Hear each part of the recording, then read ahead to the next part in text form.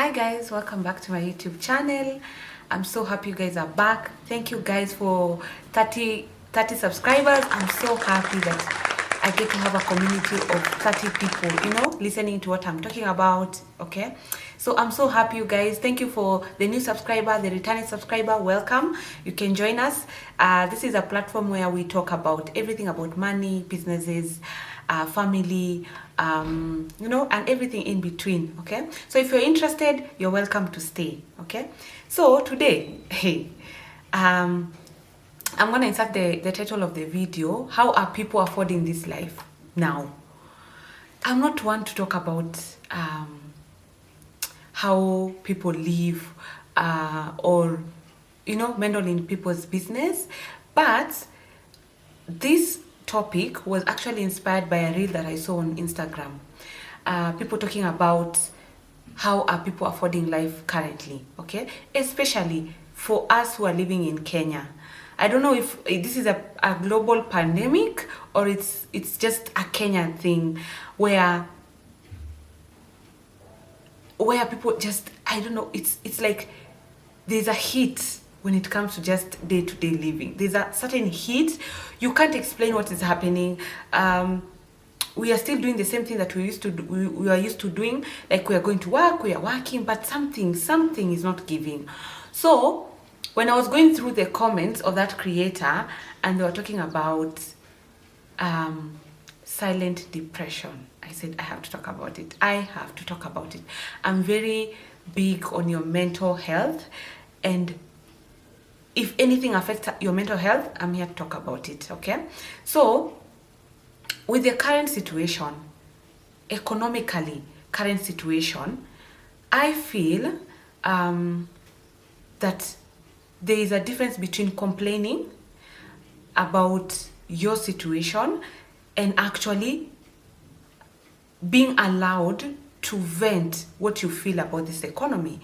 I feel like there's someone who complains without a solution, or you're always complaining. But I tell you guys, I feel the heat. I actually feel the heat of this economy. I cannot explain exactly what is happening. Probably you guys can help me, because and I can say this because I normally go to the supermarket every week to buy breakfast and kids items, like kids snacks for school. Okay, and lately every time I go to the supermarket, I'm just like,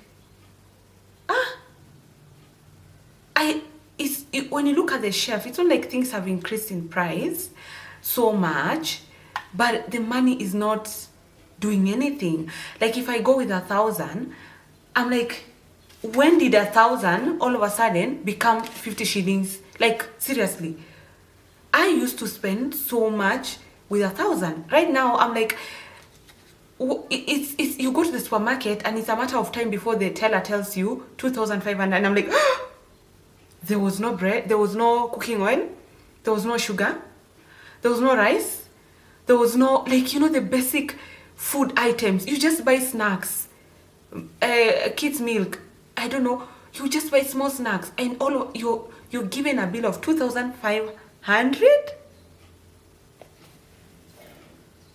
Hey, let's talk about this.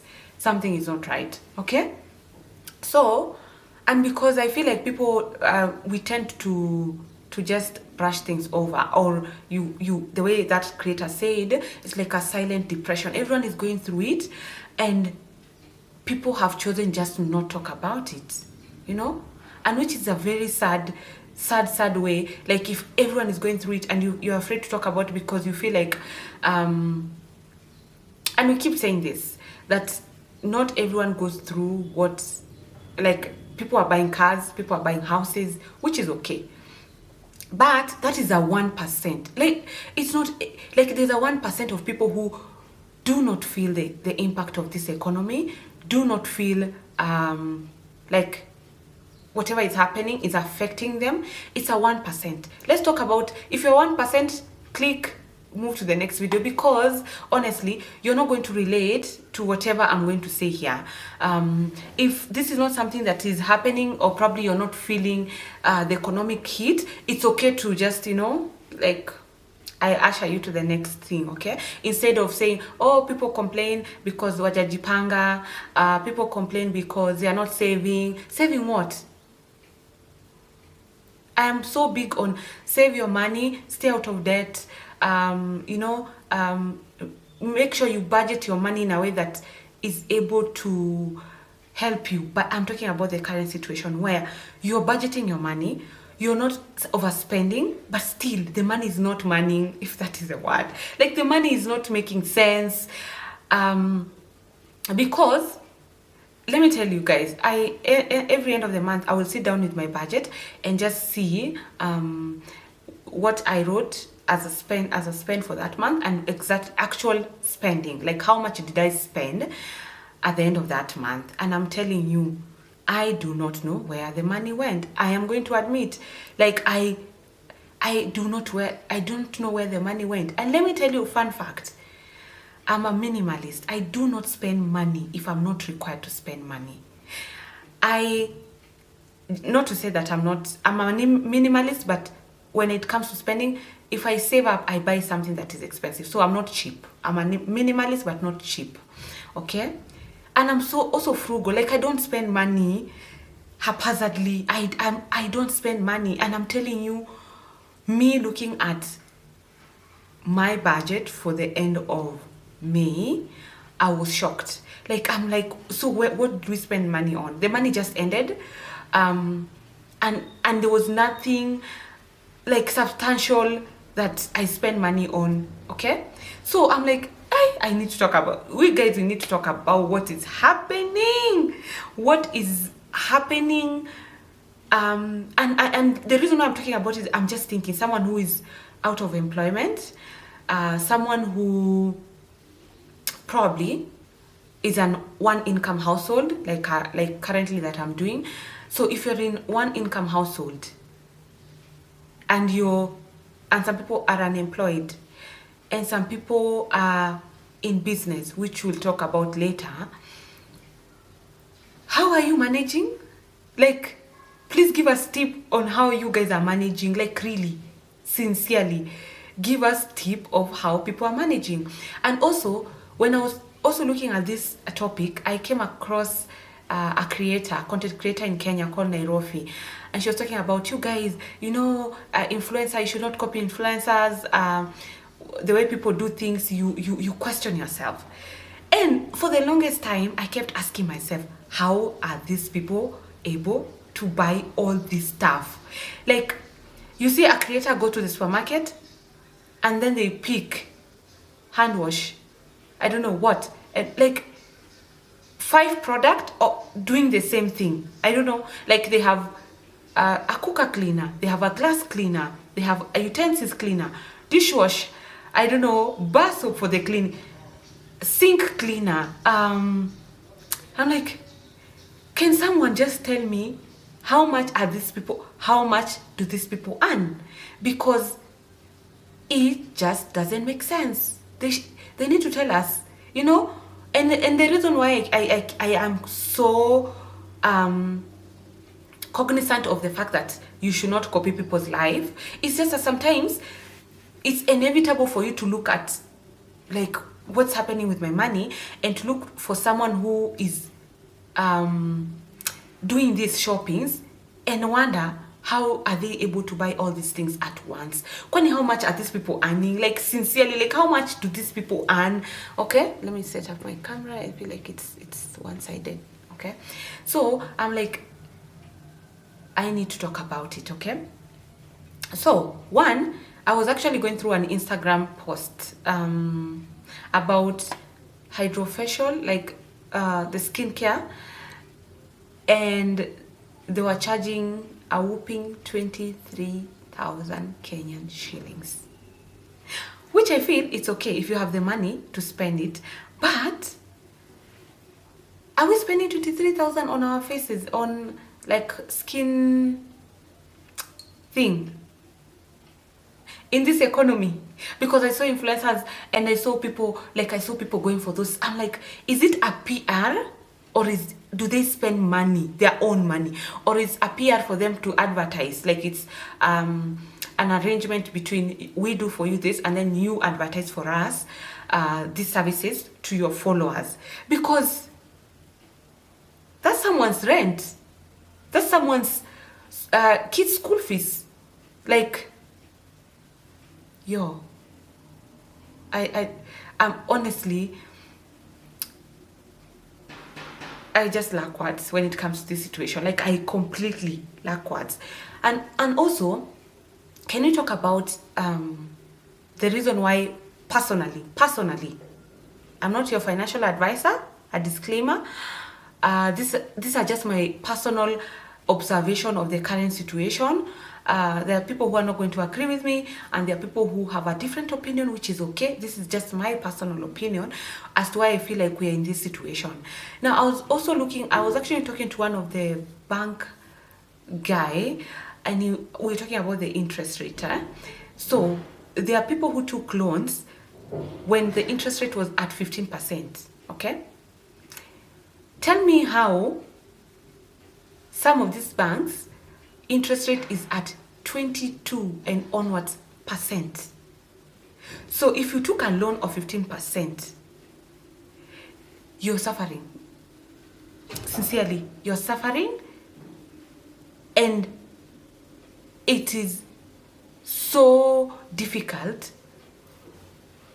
during this time, okay? So I feel like if you have a loan, there's a reason why you're feeling the heat, because if you took a loan of 15%, took a loan at 15%, and now you're paying 20 something onwards, honestly, and your salary increased at that rate?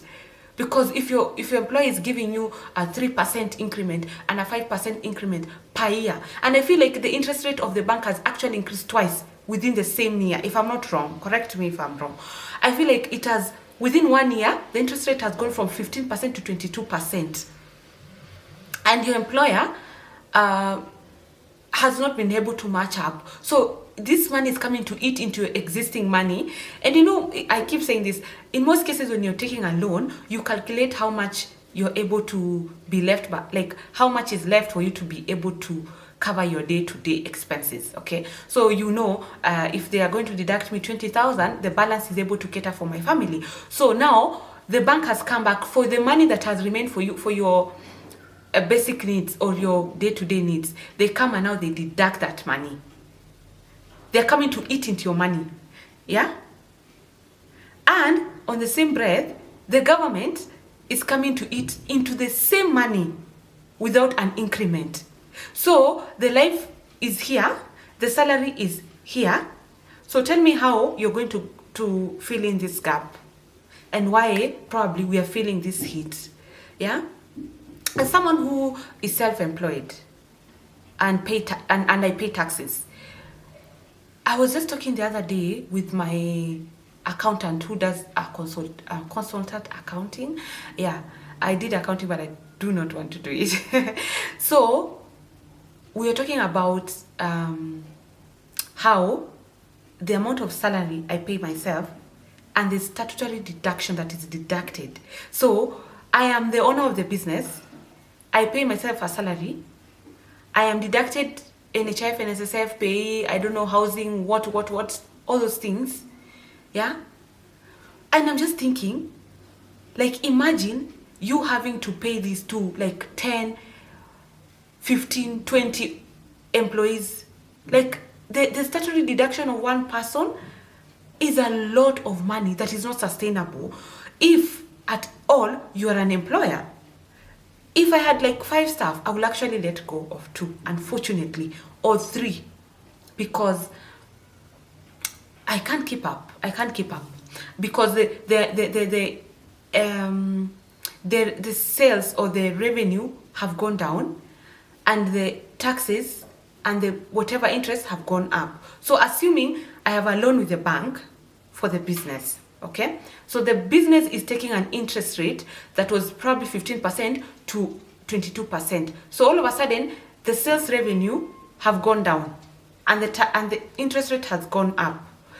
in the same breath, the taxes have gone up. So if I had 5 staff and I was paying this amount of money, also it has gone up. So the sales are going down, the taxes are going up for both, for the staff that you have, and the bank interest rate are going up.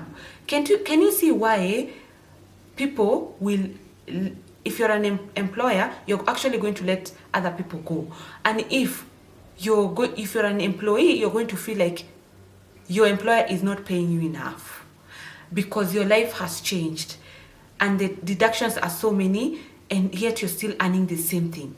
But guess what? Even this person who has employed you, they're actually just trying to stay afloat because the spending power of people depends on their income. If that was something, yeah. Your income determines your spending power. So the more you earn, the more you're able to spend. So the less you earn, the less you spend. So the sales of the company goes down, okay? And all these things are going up. That's my personal opinion, why I feel like there's this shift that cannot be explained. And I hope this is not what is making people go into a silent, like people are just giving up, or they are just like, I was talking to someone and they said, ofanye kenye unataka kufanya, like you can do what you want, you can take you can take my money, take my house, take my car, like I don't care. At this point I completely don't care, and I can understand why. At the end of the day, you get to a place where you're like, they can take what they want to take, like you can do what you want. At this point, do what you want, because it means that people are going through it silently. Like you are going through it and you're keeping quiet about it, and someone else is going through it and keeping quiet. So you're like, so why should I talk about it? And everyone is going through the same thing. If that makes sense. And this is just my personal observation, because I've been trying to think, I've been trying to figure out.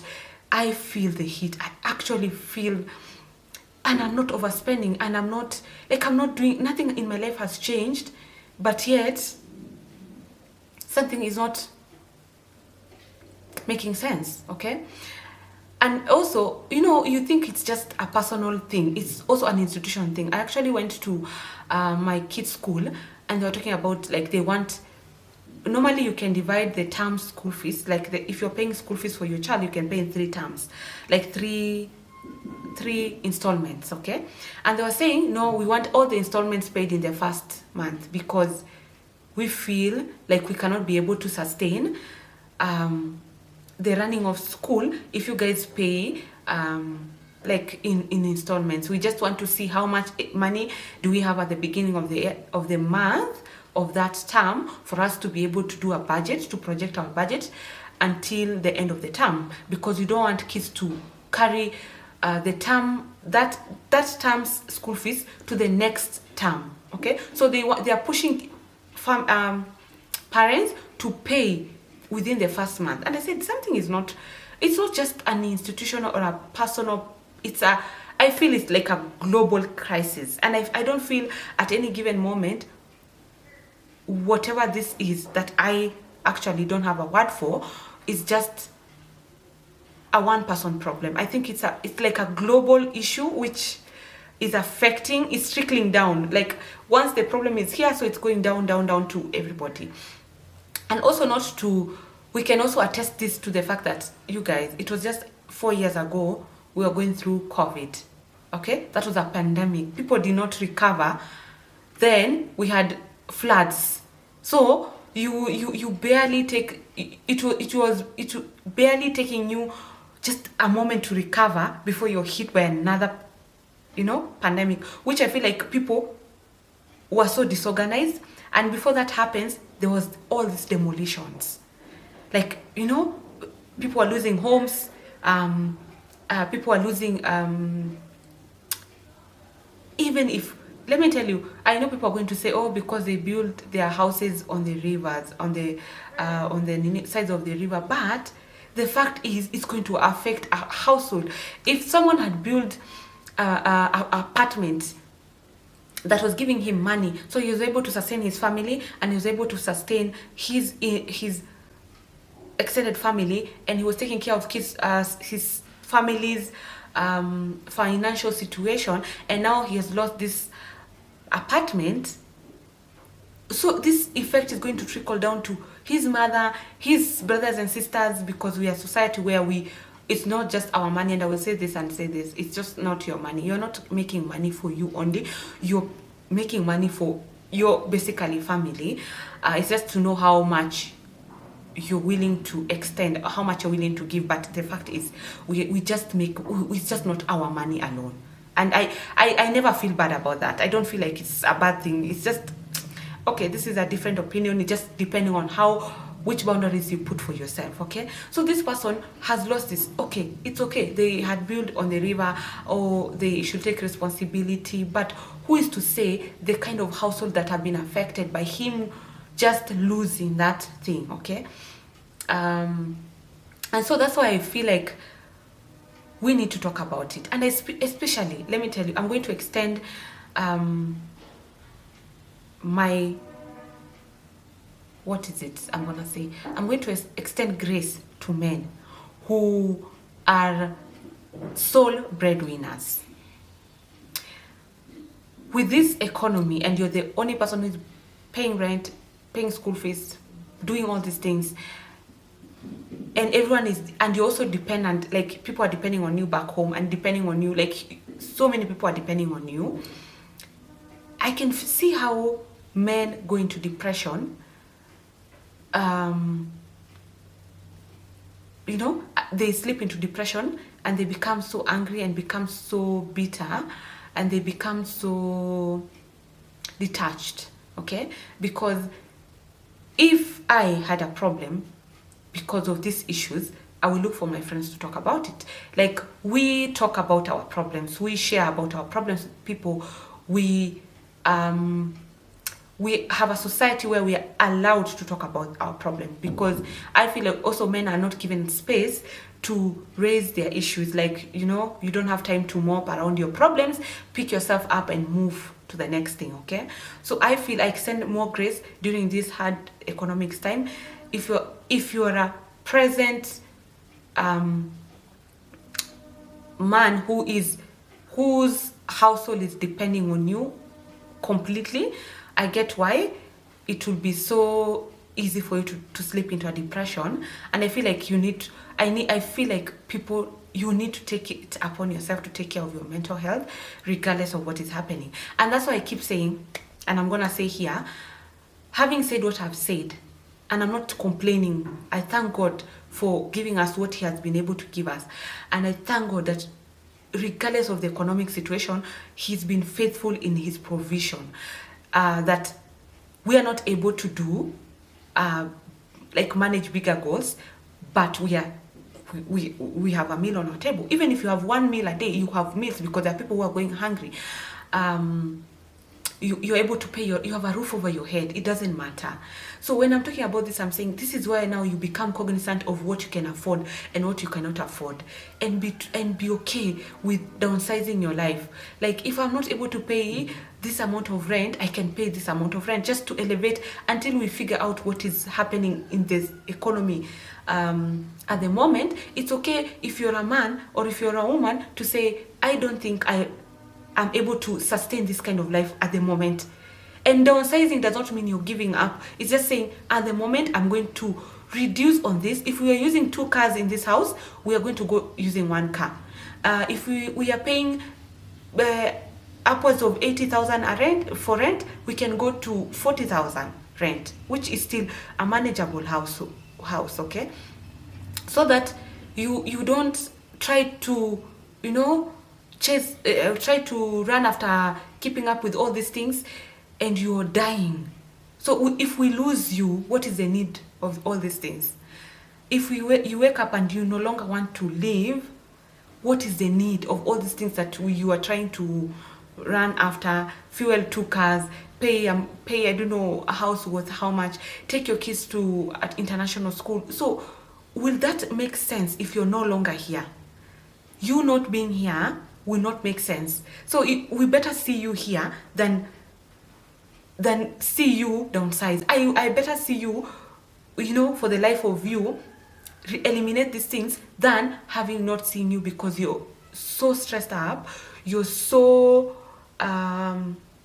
you feel like the world has come to an end for you, and the only thing you feel like is to check out, it will be so sad. I feel, try this, and this is just my opinion, honestly, because I feel like you can go into that situation where you feel like you need to live a certain lifestyle, such a way that at the expense of your mental health, detriment to your mental stability, okay? So that's just what I'm gonna say, okay? Because even right now, people who are in business can tell you it's not easy. Suppliers want money, customers are not paying. So if I'm not able to pay my suppliers, he's not able to deliver for me the things that I want, then I'm not able to give to my customers. And if I give to my customers and they're not able to pay me on time, I'm not able to pay my suppliers. Are you seeing the chain, the interchange of when this person is suffering, the next person is automatically suffering, okay? So even people who are employed, I get why it is also very hard. You have a paycheck end of the month, but you're still not seeing any traction in your life, because it's money coming in just to sustain you. It's money for food, rent, electricity, and water, okay? So here are a few of the things that I feel like we can do, or we can actually try to do as we figure out what this is happening. One, I feel your main goal should be to remain afloat. If you have big goals, it's okay to shelve those goals, those ambitions, and those, I want to do this year, I want to do this year. No, I feel this is a time for you to remain afloat. Remain afloat in your household, remain afloat mentally. Just stay afloat. No ambitions, no goals. I'm very big on goals, but it's okay sometimes to shelve those goals. You come back to them. They're not going anywhere. You come back and do whatever you wanted to do. If you said you wanted to, like, sort of do something, and you're seeing the traction, that the way it's going, you're not able to do it, it's okay to put it aside and come back to it later, okay? Another thing that I feel like we need to do is, if you are doing any contributions that are not mandatory, for example, you're contributing towards probably something like a SACCO, 10,000 for savings. I feel like this is the time for you to reduce your contributions and just do minimum. If the minimum of that SACCO is 1,000 or 3,000, go back to 1,000 or 3,000, because you staying alive and you staying afloat is important than actually putting that money aside. This is the time for you can reduce your contribution. Another thing, I was talking to a friend of mine, and we were saying this is the time for you to figure out how you can escape the matrix. Let me repeat that. This is the time for you to figure out how you can escape this matrix of life. And this matrix is rent, water, electricity. Those things that you cannot avoid to do. You school fees, rent, electricity, water, food. It doesn't matter if you're earning or not earning. Your landlord wants the rent. If you're paying a mortgage, you have to pay a mortgage. If you have, water has to be used in the house, electricity, those things that you cannot do without. They are your basic needs. You have to look for a way to escape it. And we were saying, imagine you're earning to pay rent, to buy food, to pay school fees, to buy electricity, water, clothing. Even is not even on the top of the pyramid, okay? You have to figure out how you're either not paying rent or you're not buying food. But you cannot be doing all these things that we are doing currently. We have, or alternatively, homeschool your kids. Like, get your kids out of the system and homeschool them, because something has to give for you to survive, okay? It's like you're thrown in an ocean, and your work is to make sure before the rescue team comes to rescue you, you are afloat. You have not drowned, okay? And the only way you can not drown is to find out which thing can you remove from your life, okay? So if you have land somewhere, you can go and build like a house and remove yourself from the paying rent. If you have somewhere if you have land somewhere, you can actually grow food so that you reduce the expenses of your food, okay? So that you don't have to, your money is not coming to pay everybody else and there's nothing for you here. Like every money is coming to pay rent, to pay electricity, to do whatever. So if you can install solar, install solar. If you can homeschool your kids. Not to say that homeschooling is cheap, but going to school comes with a lot of things, like paying for your transport, for kids transport, paying for their extra activities. So when you homeschool, you sort of reduce those other things, but it's not cheap, to say the least, okay? Another thing that I feel like, I personally, if you're employed, I feel like you need to stay employed. I don't know. I want to say it in a nice way. Like, this is not the time for you to exit employment. This is not the time for you to exit employment. Because I feel like if you're able to earn a steady income where you are, stay where you are until things sort of become okay. When, I don't know. Because as much as it's small salary, according to you, at least you have something coming in and you're able to budget yourself around that money. Because with business, it's every day, it's just try and error. Like today, you're not sure if you're going to sell, you're not sure if you're going to have clients, you're not sure if this is going to happen, and you have all these expenses still needs to be taken care of. So if this is a time for you, you're thinking about exiting employment, I personally think you need stay a bit longer, stay probably a bit longer than you anticipated, and then probably you can revisit that issue of you leaving employment, okay? So I understand that this is a time of fear and anxiety, and I also know what the Bible tells me, fear not. So the fact that you are fearful does not mean you're not cognizant of the word of God upon your life, like fear not. So we have to sort of, with fear, still push on, okay? So with fear, we just keep going and we keep encourage yourself to keep going, even when you feel anxious about like the future, like you don't know what is going to happen, you're not sure, you have all these things that you need to do, you're growing old and you're not able to meet those things. And so you're anxious about, will I manage to take care of my retirement? Will I manage to take care of my kids when they go to school, university, or whatever? I feel this is the time for you to, bring yourself down and just, fear not, and just try to stay afloat. That's just my advice, okay? Also, find joy in the small things. Like, if you're not able to do all these things, like buy a house and do all these things, I feel this is the time for you to find joy. Find joy in the word of God. Find joy in small things. Like if doing what? Like probably like me, I like coffee so much. So if buying coffee and taking a cup of coffee gives me joy, I'm going to dwell in that joy. Like honestly, I'm going to find joy in the smallest things. Like if you watching Netflix gives you joy, don't take it away from you. Like don't take that thing away from you. Yeah, it's not an expensive venture that is going to ruin your life. If it can make you be joyful for the moment, do it. If doing what, that is not an expensive affair, do that, okay? And for the young people who are still living at home, I will say find joy in living with your mother.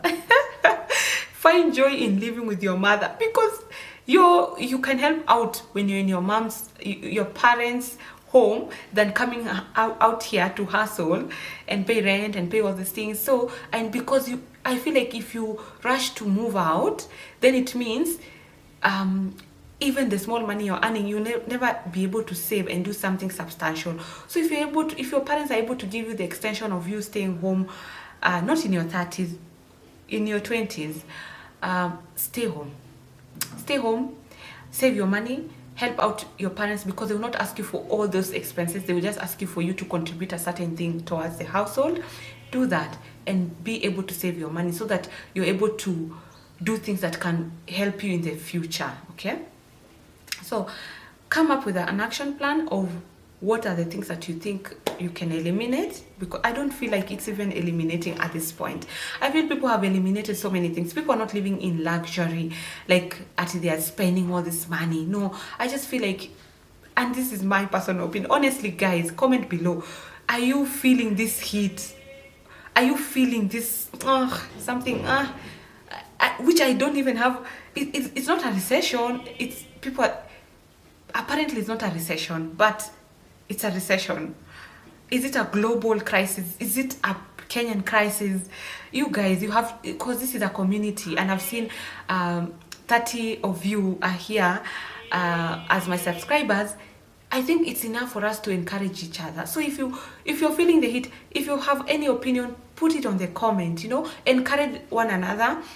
Let's it is important, and I will see you on the next one. Bye.